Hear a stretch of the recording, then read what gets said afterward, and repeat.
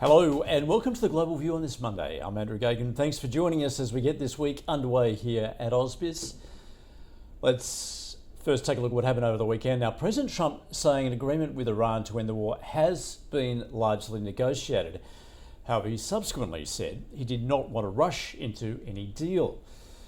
On Friday, global equity markets rose and Treasury yields eased as investors anticipated a near-term resolution to the conflict. On Wall Street, the S&P 500 futures have reopened around 0.6% higher. Nasdaq futures set to hit a new all-time high. Now, the Dow hit a record closing high on Friday, the S&P 500 registering an eighth straight week of gains. And the Dow has recovered from a 10% correction in March. Now, since then, tech names Cisco, Amazon and Nvidia have outperformed over the quarter, while the laggards on the Dow have been Chevron, McDonald's and Nike. With the majority of S&P 500 companies having reported results, overall first quarter earnings have jumped 29% from a year earlier. That's according to LSEG data.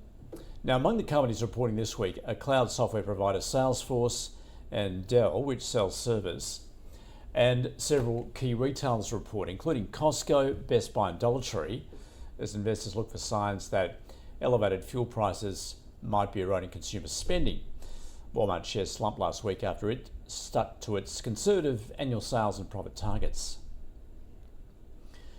Well, President Trump last night said he's told his representatives not to rush into any deal with Iran. A day earlier, he posted on social media that the US and Iran had largely negotiated a memorandum of understanding on a peace deal that would reopen the Strait of Hormuz.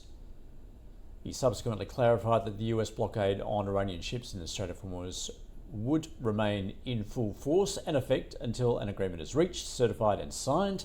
He said both sides must take their time and get it right. Well, US consumer sentiment fell to a record low in May as surging fuel prices linked to the Iran war magnified affordability concerns. And the University of Michigan surveys of consumers revealed inflation expectations over the next year had risen to 4.8%.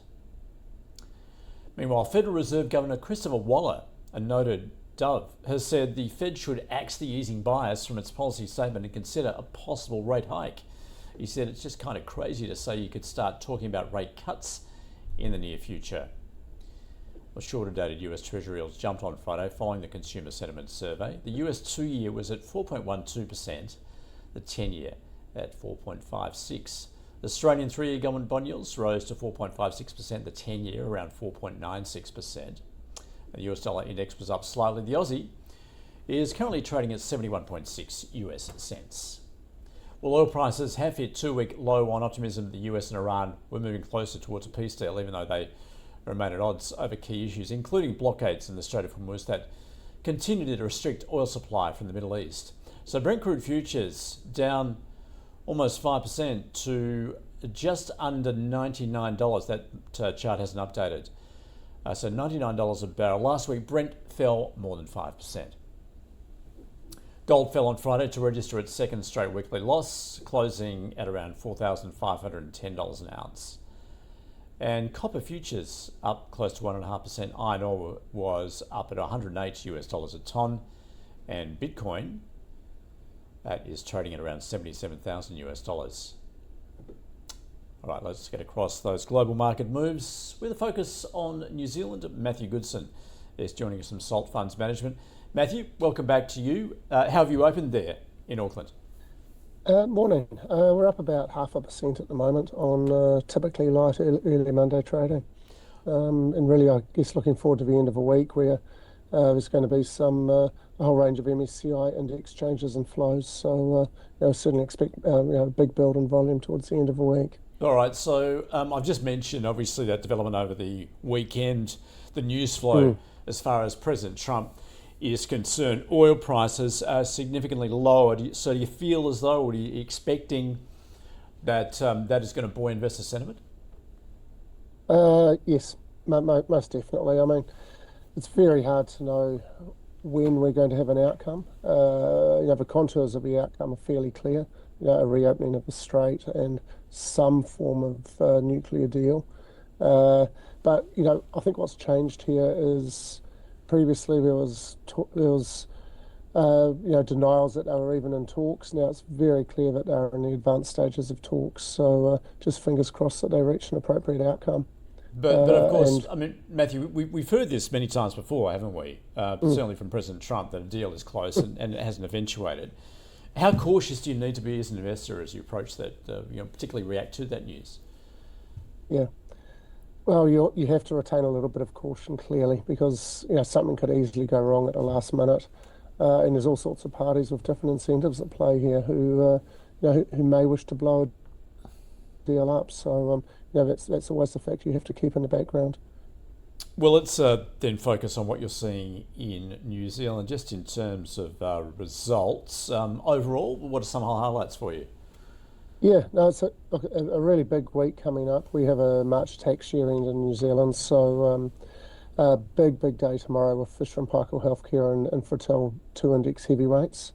FPH has been a bit weak of late, but has massively outperformed the global healthcare stocks that you really have to look at it against. And Infratil's been riding the data center wave with its CDC business. So, those are two absolute keys. Probably the most interesting result last week amongst the smaller cap names was Turners, who delivered a very strong result, but it was pretty clear for them that trading had turned down in April and May. So not a biggie when you take a medium to longer term view of the stock, but it was crystal clear from even a very powerful operator like Turners that the Iran war, the petrol price surges has had an impact on consumers. Now that they are larger ticket items, obviously buying a used car, not necessarily clear that for smaller ticket items it's been the same impact. But it's certainly, just as everything was looking really rosy for our economy in January and February, Iran came along and it's sort of put a bit of stopper, a dampener on that for now. Well, that's certainly the case on this side of the Tasman as well, just in terms of growth outlook, particularly where those energy prices have gone. Matthew, just on the macro front, so a couple of key developments this week for you.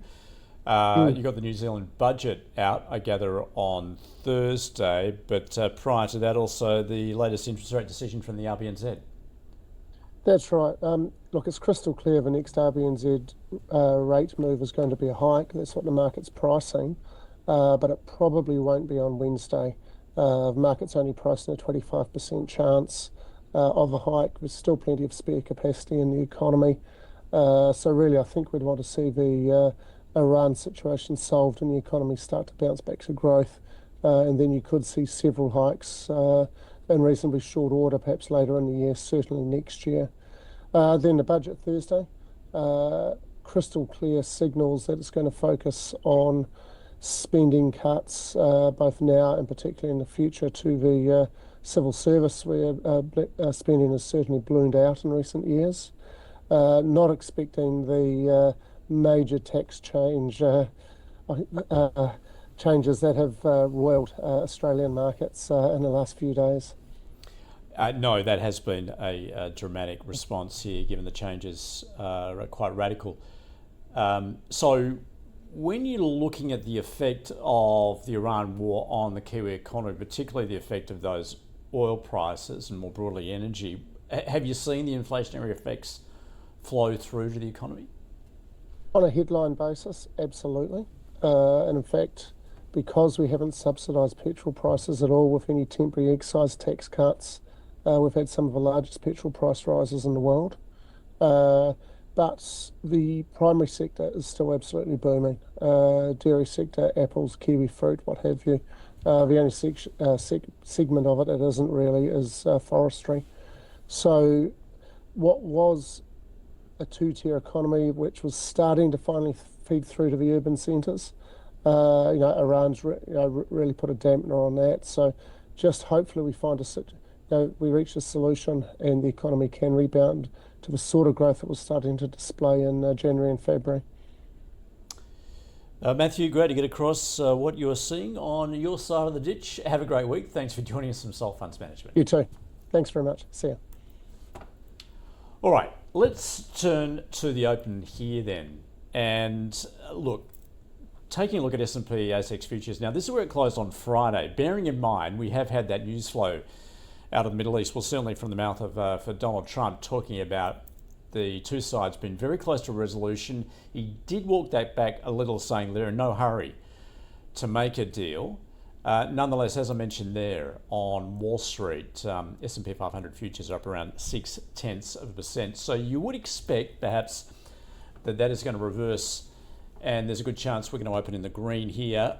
Also on the fact that oil prices have tumbled about 5% at the open this morning in reaction to that news. So we'll get across all those moves in the open. Stay with us for that.